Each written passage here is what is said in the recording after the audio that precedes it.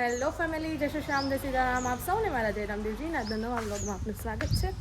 હવે આજે થઈ ગઈ 15 માર્ચ અને જવાનું છે એક પ્રસંગમાં.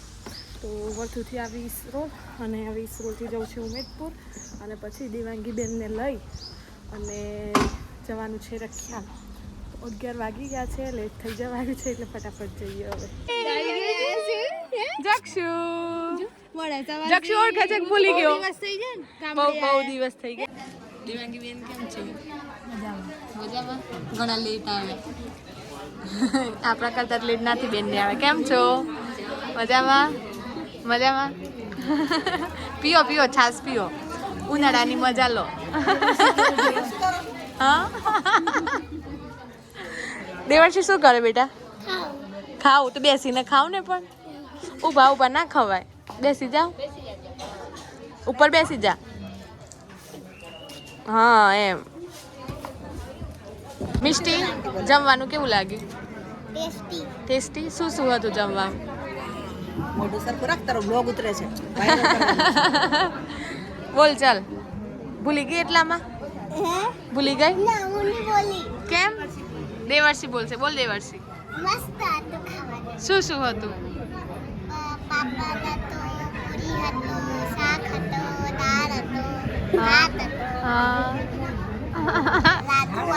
હા, લાડુ હતો. તાર લાડુ કેવો લાગ્યો? બહુ ટેસ્ટી. બહુ મસ્ત. છાશ તો બહુ ટેસ્ટી હતી. એવું? અને મેં બટેટાની શાકની અંદર ગાંઠિયા હા નાખી મિક્સ કરી ભાતમાં મિલાઈ. એ રીતે ખાધું તે? એ રીતે ખાધું તું? હા. અને છાશ છાશ તો ચાર ગ્લાસ પી ગયા અમે. તે કેટલા પીધા? 5. અને તે? મેં 4. 4? મજા આવી એમ. પણ હવે દર રવિવારે આવો પ્રોગ્રામ રાખીએ. આવશો બંને? હા. પાક્કું ને? હા. ટીચર અને બ્લોગર બંને બેઠા છે. બોલો, શું થયું છે? બસ કઈ નહીં. કઈ નહીં. ક્યાં જઈને આયા? કેમ? શ્રીમદના પ્રસંગમાં કહી દીધું છે મેં પહેલા વ્લોગમાં. એવું છે? અમને ખબર નથી. કેવી તૈયારી? બોલતા ઊંઘ છે. આ તો બોલતા ઊંઘ છે. અમે બંને અહીંયા બેઠા છે અને મમ્મી અમારા માટે સ્પેશિયલ ચા બનાવે છે, કોફી બનાવે છે. મમ્મી કોફી બનાવે છે. મમ્મી શું બનાવે છે? કોફી બનાવે છે. એવું? ગરમ કોફી. આવી ગયા છીએ ઉમેદપુરથી હવે ઈસરોલ અને 11 છે એટલે આવતા સાથે મામીએ ગોરા અને કેવડો આપી દીધો અને મામી સાંજની ફરાળ માટે બટાકા કાપે છે અને જોડે વ્લોગ પણ જોવે છે. હાર્દિક મામાનો રહી ગયો તો ને એટલે હા, તો તમારે ડીમાર્ટ જોવું હોય ને મોડાસાનું તો જોઈ લઈએ. હાર્દિક મામાનો વ્લોગ જોઈ લેજો. અને બસ હવે અહીંયા બેઠા છીએ. જાનુબેન પણ થોડા બિઝી છે એટલે પછી મળીએ. આજે છે 11 અને મામી બનાવે છે ફરાળ, તો આપણે એ પણ જોઈએ કઈ રીતે બનાવે છે. અને અમારા જાનુબેન વાંચવા બેસી ગયા. જાનુબેન અવાજ બંધ કરો ને. હા. જય શ્રી શ્યામ. કેમ છો? બસ મજામાં. જો જાનુબેન ફરાળી લઈને જ બેઠા જોડે, કારણ કે આજે ફરાળી ઉપવાસ છે. 11 છે જાનુ. વાંચો.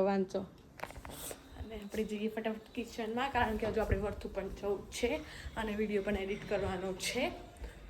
તો આપણે ફટાફટ મળી લઈએ મામીને. મામી બનાવી રહ્યા છે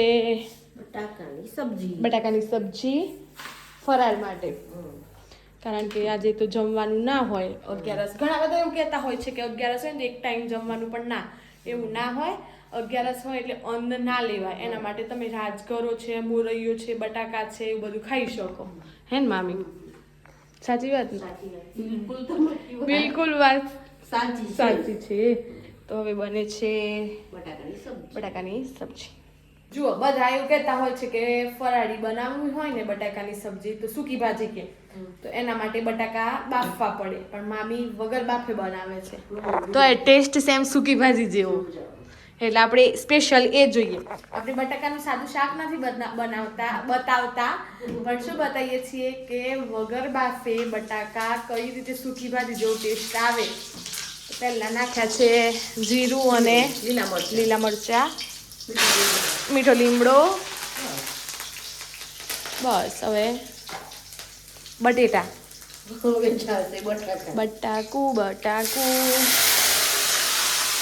बढ़िया प्रमाण में जाते हुए और पानी बाहर आते हुए अंदर खपक के जा रहे हैं बटाटा. वाह, जो झीणा झीणा कापेલા છે. હો બતાવું. અને મામી આજે ડ્રેસમાં આવી ગયા છે પાછા ઘણા દિવસો પછી. રાજપુર ગયા હતા. કેમ છે બધા રાજપુર? મજામાં? મળવું જ પડે ને. चलो हल्दी, उसके बाद में जाएगी चीली मिर्च और उसके बाद में जाएगा सिंधव नमक. जो સિંધવ નમક છે ને મામી અલગ જ મૂકીને રાખે છે કારણ કે કોઈને ઉપવાસ ના તૂટે. સિંધવ પાવડર 5 તારા 5 તારા, એક બે ની 5 જ, એટલે ઉપવાસ ના તૂટે એના માટે ખાસ. ઘણા બધા એવું કહેતા હોય છે મિક્સ કરીને ખાવાની વાત સાચી, પણ ઉપવાસ હોય ને એટલે એમને એમ જ ખાવું પડે. અડી જાય. હા, થોડું પણ આપણા તરફથી થોડી પણ ભૂલ નહીં થવા દેવાની કે ઉપવાસ તૂટી ગયો.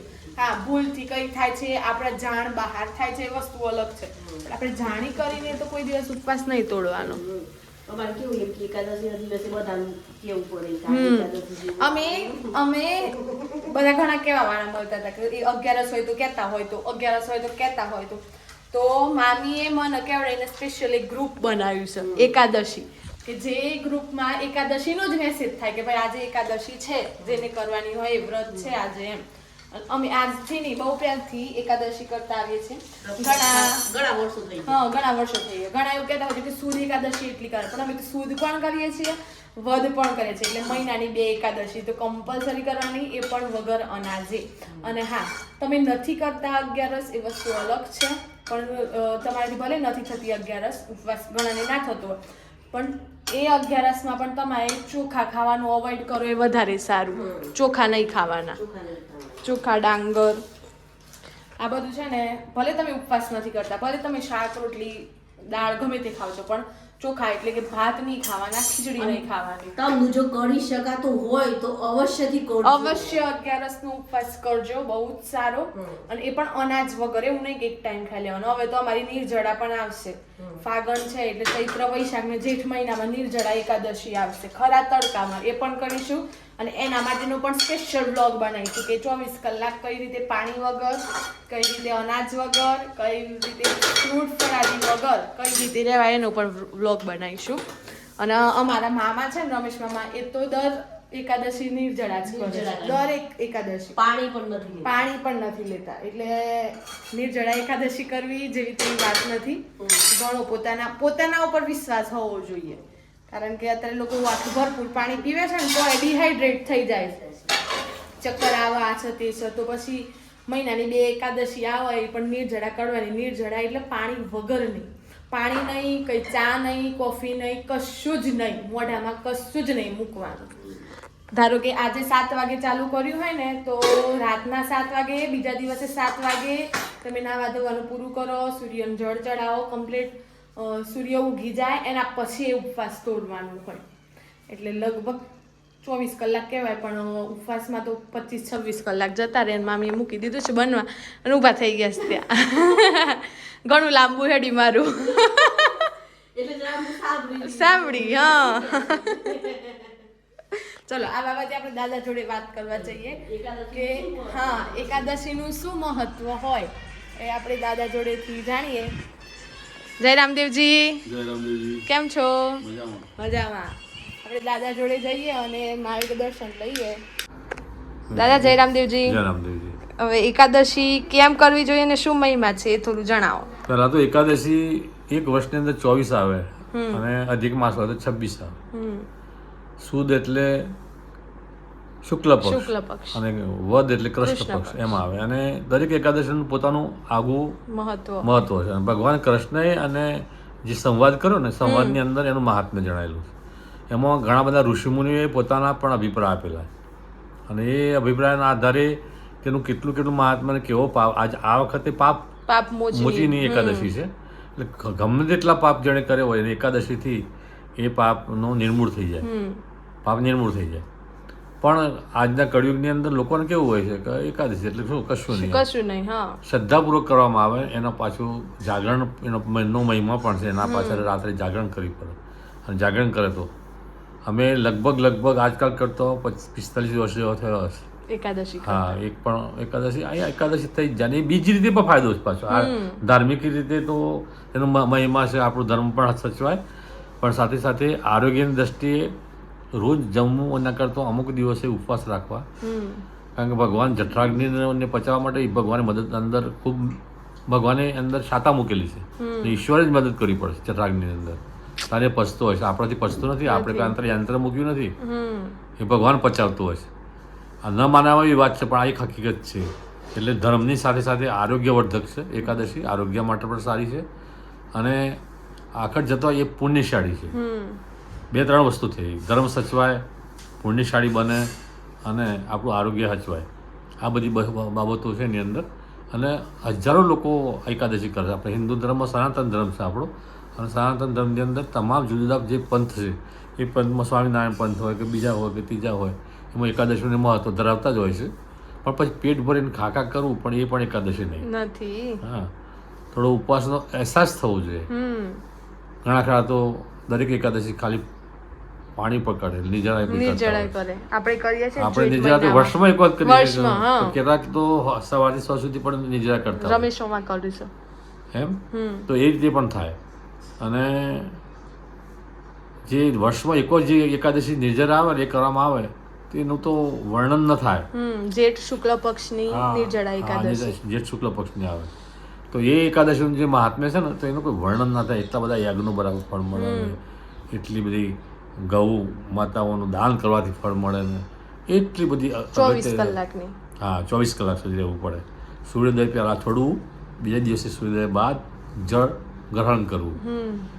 એટલી બધી 24/24 પૂરેપૂરી રીતે પાલન કરવામાં આવે છે, પૂરું ફળ મળે છે. અને આ શ્રદ્ધાનો વિષય છે. ખાલી કાનથી પહેલાં કાને કાઢી નાખે. ભાઈ ઘણી બધી કથાઓમાં પણ સાંભળેલું હોય છે, રામાયણ હોય, મહાભારત હોય, અને એમાં આ એકાદશીનું મહાત્મ્ય સમજાવતા હોય કથાકારો, પણ એ વસ્તુ ઉઠ્યા પછી બધું ભૂલી જવાય. પણ જેણે કરવું છે, ધારણ કર્યું છે ને એ કરે છે. આપણા પરિવાર બધા જ કરે છે, કરે છે, આપણે કરીએ છીએ, તું કરે છે, પેલી બાજુ હાર્દિક કરે, આપણા બધા કરે છે. કોઈ તકલીફ હોય આરોગ્યની તો ના કરી શકે, હૃદયની મુશ્કેલી હોય, પણ જેથી ના કરી શકાય એ ચોખા ના ખાય તો વધુ સારું. ભલે અનાજ લે પણ તો એકાદશીના જેવી તો વાત થાય નથી. એનું વ્રત જ અલગ છે આખું, અને બધા જ વ્રતોની અંદર એકાદશી વ્રત શ્રેષ્ઠ કહેવાય. ભગવાન જાતે વિષ્ણુ ભગવાન સ્વીકાર્યું છે. અને જે લોકો ગયા, જે દુઃખ લઈને ગયા ને એમને એકાદશી કરી અને એમના પાપ મોચન કરવા માટે, પાપ દૂર કરવા માટે આ ઉપાય બતાવ્યો છે કે એકાદશી કરવી જોઈએ, વ્રત કરવું જોઈએ. અને એ રીતે આજે આપણે પાપ મોચીની એકાદશી કરી રહ્યા છે બધા. એમાં 3 એકાદશી કરનારા તો અહીં જ છે. એ રીતે આપણે આપણા પરિવારની અંદર. અને હું તો બીજા બધાને પણ વિનંતી કરું કે આ કરજો. હા, એકાદશી કરવા જેવી છે. એકાદશી કરવાથી ફળ જે મળશે ને એના જેવું કોઈ ફળ જ નથી, હું એમ માનું છું. અને મને તો અનુભવ છે. આપણા દિવંગત માતુશ્રી કે પિતાશ્રીના અવસાન બાદ બધાએ શું કર્યું, ભાઈ અમે આટલી એકાદશી કરીશું એમ કહ્યું. તો મેં એ વખતે મારા જે 15 કે 20 વર્ષની એકાદશી કરી લીધી, એ શિલક જ અર્પણ કરી દીધું. આ મારો પોતાનો અનુભવ છે. એટલે જે કોઈ આપણા સનાતની ભાઈ બહેનોને એટલી જ અપીલ કરવાની કે આ એકાદશીનું જે મહાત્મ્ય છે એનો આગળ ધપાવો.